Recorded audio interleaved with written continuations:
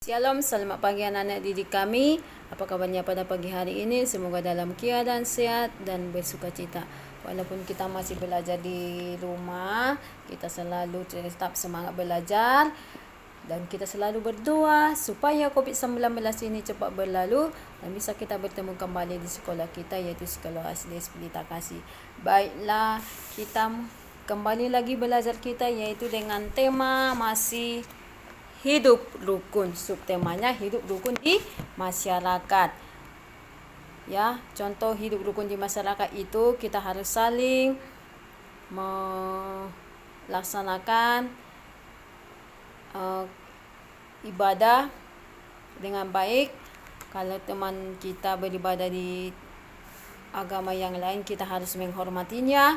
Dan kita harus contohnya kalau tetangga kita dalam keadaan sakit, kita harus menjenguknya. Dan kita kalau tetangga kita kena musibah, kita harus membantunya dengan baik. Dan kita harus rukun kepada masyarakat, ya. Bagi anak didik kami, kita masuk ke pembelajaran 5, yaitu di pembelajaran 5 itu ada 3 tujuan pembelajaran. Yang pertama, memasangkan gambar dengan keterangan gerakan olahraga itu dalam pelajaran PJOK. Yang kedua, menuliskan kalimat berisi penolakan berdasarkan gambar itu dalam bahasa Indonesia. Yang ketiga, menentukan pengalaman sila ketiga Pancasila, yaitu dalam pelajaran PPKN. Kita bahas satu persatu, yaitu yang pertama tadi memasangkan gambar dengan gerakan olahraga. Ada di buku PBT-mu, ada gambar 6, ya. Yang pertama di situ, mengayun kedua tangan ke kiri dan ke kanan, ya, seperti ini. Coba perhatikan, mengayun kedua tangan ke kanan dan kiri. Ini 1, 2. Yang kedua, melakukan gerakan berjalan, meloncat, kemudian lari, ya. Berjalan, loncat, baru lari, ya. Yang ketiga, mengayun kedua tangan ke depan, meniru gerakan mencangkul, ya. Ini kayak gini, ya. Tangannya yang pertama mengayun kedua tangan dan menirukan gerakan mencangkul seperti ini, ya. Yang keempat, melakukan gerakan melangkah maju mundur gini, maju mundur. Yang kelima, berpegang tangan dengan teman atau bagi anak didik kami, karena ini dalam belajarnya di rumah, kita bisa dalam kakak kita atau abang kita bisa berpegang tangan seperti ini, dipegang tangannya. Itulah dalam memasangkan gerakan olahraga. Selanjutnya yang nomor 2, tujuan pembelajaran yang nomor 2, menuliskan kalimat berisi penolakan berdasarkan gambar. Apa itu kalimat penolakan? Yang pelajaran yang berikutnya yang sudah Miss jelaskan, yaitu apa itu kalimat penolakan. Kalimat penolakan adalah kalimat yang diucapkan untuk menolak sesuatu. Biasanya kalimat penolakan itu menggunakan kata tidak atau maaf.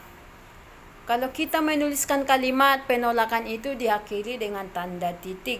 Contohnya kalimat penolakan itu, maaf, saya tidak mau ikut bermain.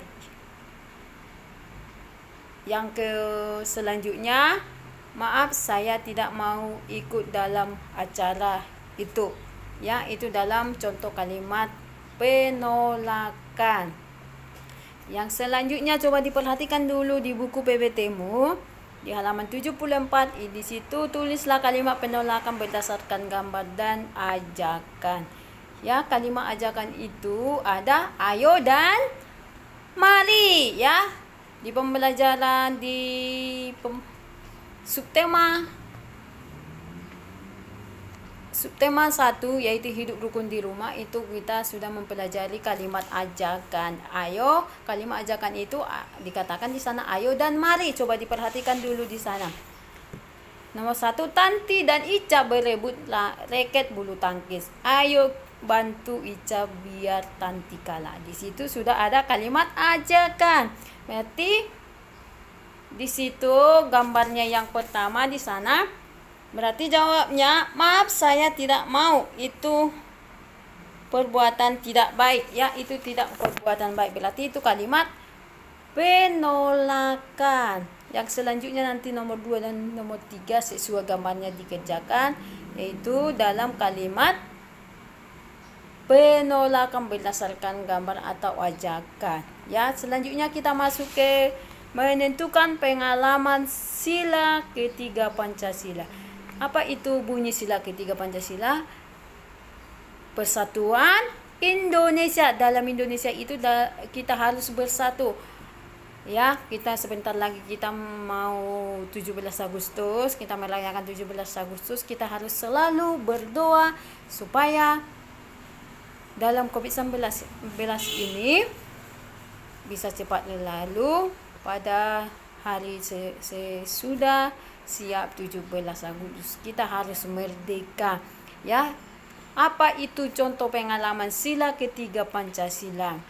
Ya, siswa di kelas 2 memeluk agama berbeda-beda. Saat diadakan kerja bakti, ya, termasuk kerja bakti itu dalam hidup rukun di masyarakat, semua siswa bersatu, ya. Kita harus bersatu. Contohnya kita di dalam sekolah kita harus bersatu kerja bakti. Kita harus bekerja sama. Tidak 2 orang, tidak 1 orang, bukan hanya gurumu, bukan hanya siswa. Dibiarkan gurumu bekerja bakti di sekolah. Kita harus bergotong royong biar cepat selesai pekerjaan yang ada di sekolah kita. Selanjutnya, meskipun berbeda suku bangsa, kita harus rukun. Ya, kita harus rukun. Itu dalam contoh pengalaman sila ketiga Pancasila. Nanti anak didik kami dikerjakan sesuai dengan contoh pengalaman yang diberikan Miss sila ketiga Pancasila. Baiklah, untuk bagi anak didik kami, untuk di pembelajaran 5, untuk tugasnya yaitu dikerjakan halaman 73, 74, 75, dikerjakan sesuai penjelasan Miss. Sampai di sini dulu pembelajaran kita pada pagi hari ini. Tuhan Yesus memberkati.